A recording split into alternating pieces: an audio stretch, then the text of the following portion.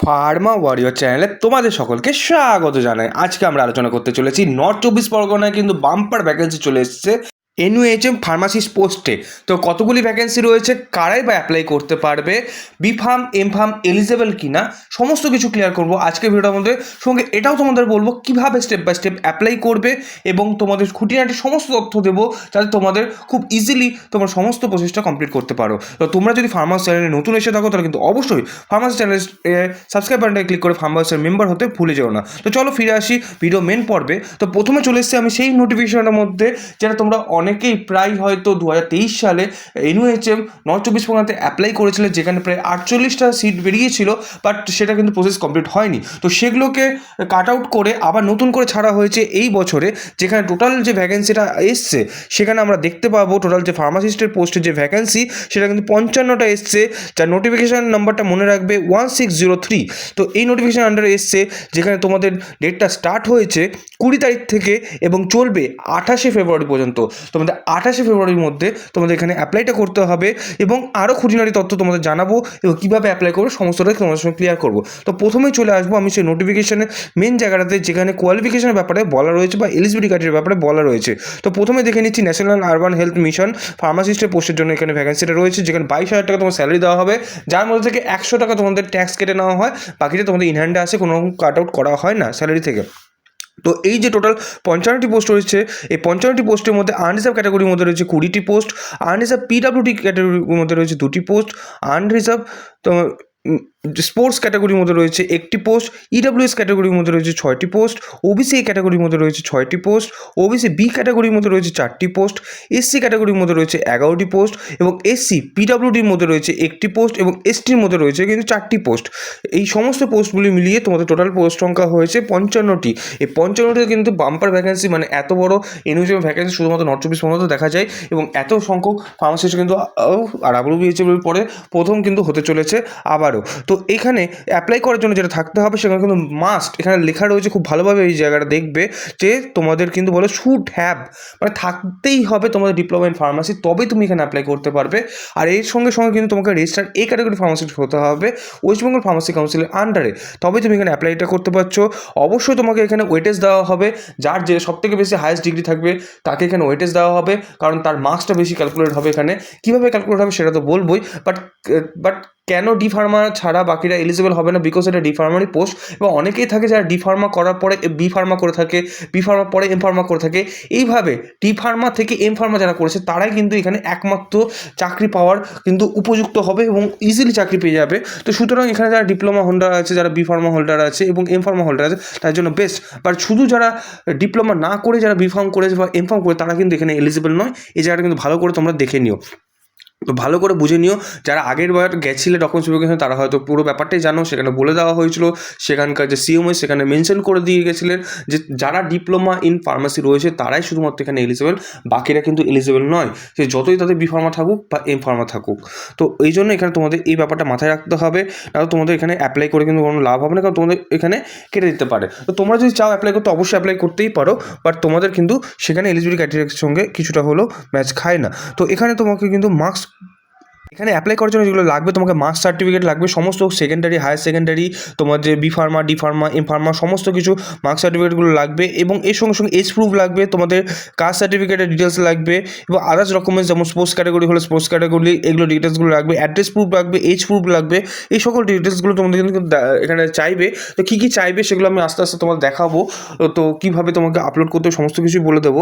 তো এর সঙ্গে সঙ্গে কি দেখে নাও যে তোমাদের এজ লিমিট কিন্তু এখানে 40 বছর পর্যন্ত তুমি অ্যাপ্লাই করতে পারবে, 18 বছর থেকে 40 বছরের মধ্যে হলেই তুমি এখানে অ্যাপ্লাই করতে পারছো। আর এখানে প্রসেস অফ দ্য সিলেকশন প্রসেসটা কীরকম রয়েছে সেটা একটু বুঝে নাও।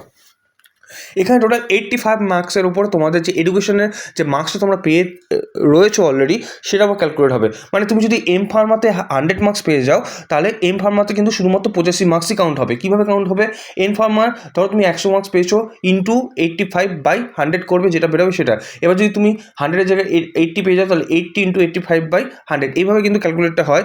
সেমভাবে বি ফার্মার ক্ষেত্রে 85-এর জায়গায় 75 কাউন্ট হয় এবং ডি ফার্মার ক্ষেত্রে 75-এর জায়গায় 65 85 কাউন্ট হয়। এইভাবে টোটাল যে মার্কসটা রয়েছে, টোটালে এইখানে যে বেশি র্যাঙ্কিং করতে পারে তারই কিন্তু এখানে চাকরিটা হওয়ার চান্স থাকে।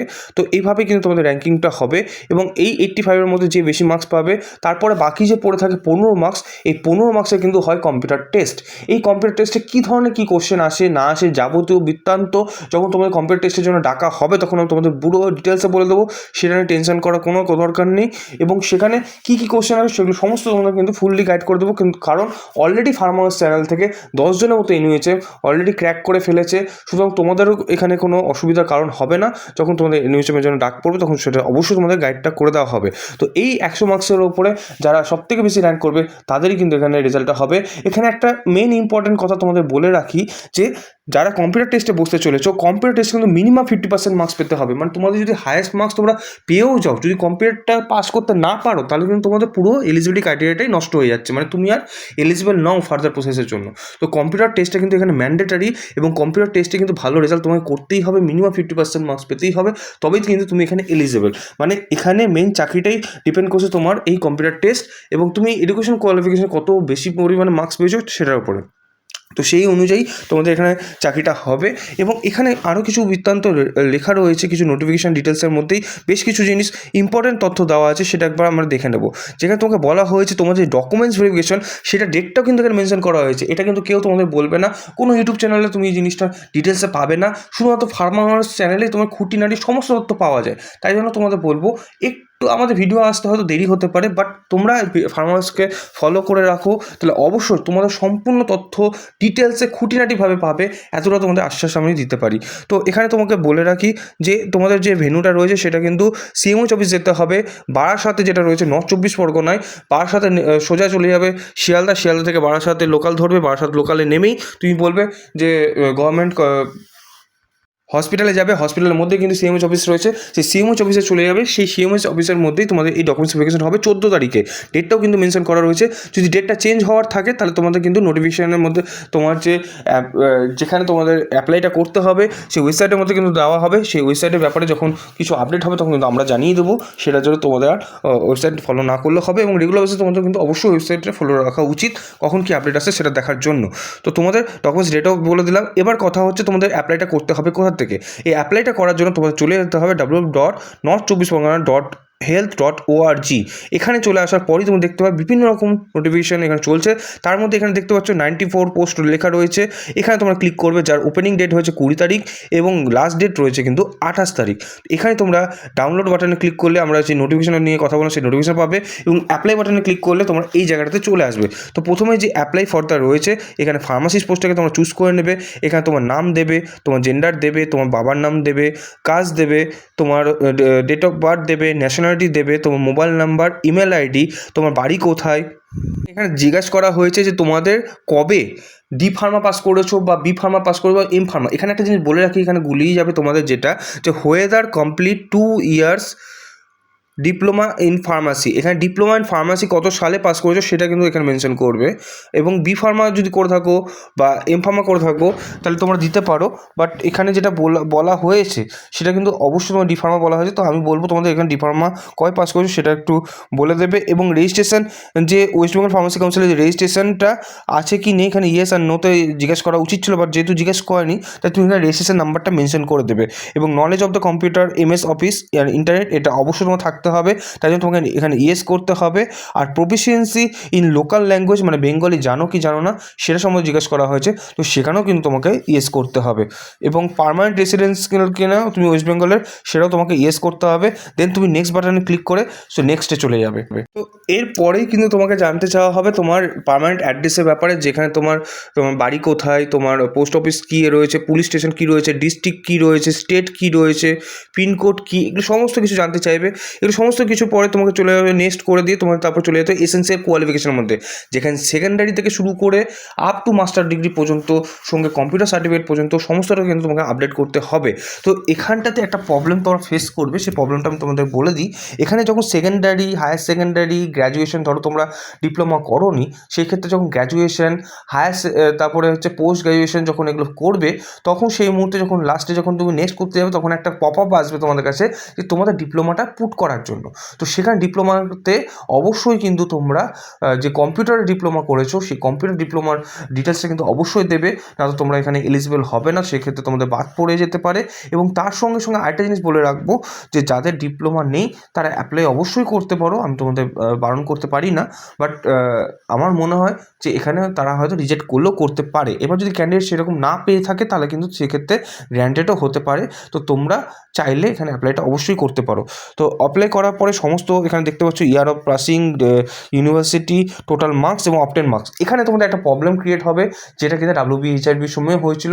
যাদের মার্কসটা ডিজিপিএতে থাকবে বা সিজিপিএতে থাকবে সেটা কি করে কনভার্ট করতে হয় পার্সেন্টেজে সেটা আমি তোমাদের বলে দেবো। তবে ফুল মার্কসটা তোমরা কিন্তু 1000 লিখবে এবং এর পাশাপাশি যে অবটেন মার্কসটা যেটা তোমার পার্সেন্টেজ করে বেরিয়ে আসবে সেটা তুমি ওখানে দেবে। সাপোজ তোমার 67.2 আসছে, তাহলে সেই ক্ষেত্রে তুমি কী করবে, তোমার ফুল মার্কসে লিখবে 1000 আর অবটেন মার্কসে লিখবে 67.2। এবার তোমাদের কথা হচ্ছে তাহলে এখানে মার্কসটা ক্যালকুলেশন করবো কী করে বা মার্কস ক্যালকুলেশন সিটটা পাবো কী করে। তো মার্কস কম্পাস সিটটা তোমরা এভাবে বানাতে পারো যে তোমার বি ফার্মাতে কত ডিজিপিএ আছে, সাপোজ তোমার 8 আছে, তুমি ডাইরেক্ট যাবে গুগলে, সেখানে লিখবে ডিজিপিএ টু কনভার্ট দ্য পার্সেন্টেজ, সেখানে গিয়ে অটোমেটিক্যালি ওখানে বসাবে। তো সেখানে গিয়ে ঠিক এইরকমভাবে এখানে ডিজিপিএর জায়গায় তোমার ডিজিপিএটা বসিয়ে নিয়ে এটা কিন্তু একটা স্ক্রিনশট নিয়ে নেবে, অটোমেটিক্যালি তোমার এখানে মার্কসটা কনভার্ট হয়ে চলে আসবে। ঠিক এখানে পার্সেন্টেজে দেখো ফর্মুলাটাও লেখা রয়েছে, জাস্ট তুমি এটাকে স্ক্রিনশট নিয়ে নেবে। স্ক্রিনশট নিয়ে ওই ঠিক যেমনভাবে আমরা বানানোটা দেখালাম ঠিক সেইভাবে তোমরা কিন্তু বানিয়ে সেখানটাতে তোমার যে রেজাল্টটা থাকবে যখন ডকুমেন্টস ভেরিফিকেশনের সময় যাবে এবং সমস্ত রেজাল্টের পিছনে ওটাকে অ্যাটাচ করে নিয়ে যাবে, যাতে তাদের ক্যালকুলেশন করার সময় কোনো রকম অসুবিধা না হয় বা তারা যাতে কোনো রকম ডিস্টার্ব ফিল না করে। তো সেক্ষেত্রে তোমাদের কিন্তু ডকুমেন্টস ভেরিফিকেশন খুব ইজিলি হবে এবং এইভাবে তুমি মার্কস কনভার্সন সিটটা বানিয়ে গিয়ে তুমি কিন্তু তোমার যে কত পার্সেন্টেজ আছে সেটা তুমি শো করতে পারো।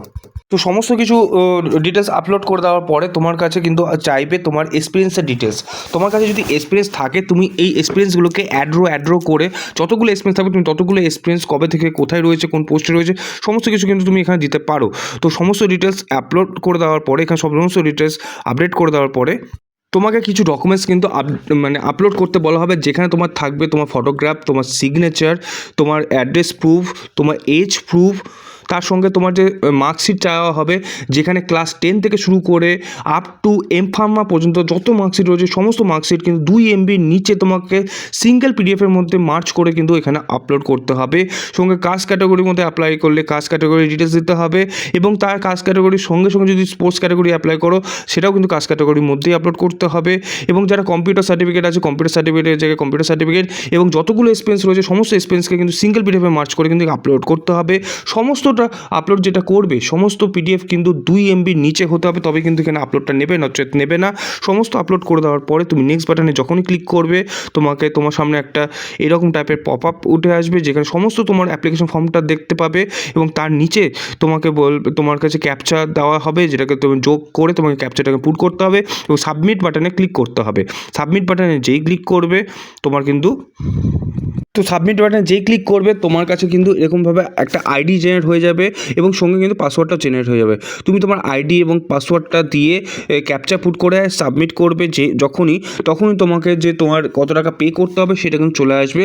সেই পে অ্যামাউন্টটা তুমি পে করে দেবে এবং যেই পে করবে তোমার কিন্তু পুরো অ্যাপ্লিকেশন ফর্মটা জেনারেট হয়ে চলে আসবে।